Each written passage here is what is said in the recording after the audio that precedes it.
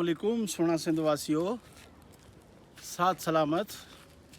सुबुह मंझंदि जो सिक प्रीत ऐं पाॿो सां भरियल सलाम शल क़बूल पवे। अॼु ही मंझंदि 3 बजे जो टाइम आहे। ही डेस्टिनेशन आहे ईगल नेस्ट।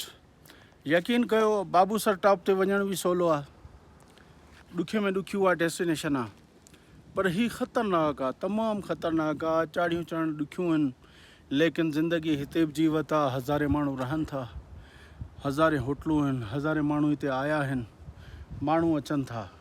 अचण वारे खे बदिलियूं हुजणु खपनि, 4 अखियूं हुजणु खपनि ऐं विजिलेंट ड्राइवर हुजे, पोइ अची सघे थो या 4x4 ते अचे किराए ते करे। पर यकीन कयो त ही वाटर कोर्स न आहे, ही दरिया बादशाह आहे। ऐं ही जेके 8000 फुट जी बुलंदीअ ते ही जायूं आहिनि, जेके पाण खे हींअर हुननि जो बचूं लॻनि थियूं, त ईअं सम्झो त असां 1500 या 1600 जी बुलंदीअ ते मथे बीठा आहियूं। ही पहाड़ आहिनि, ही साम्हूं ॾिसो, अञा केॾा मथे हूंदा?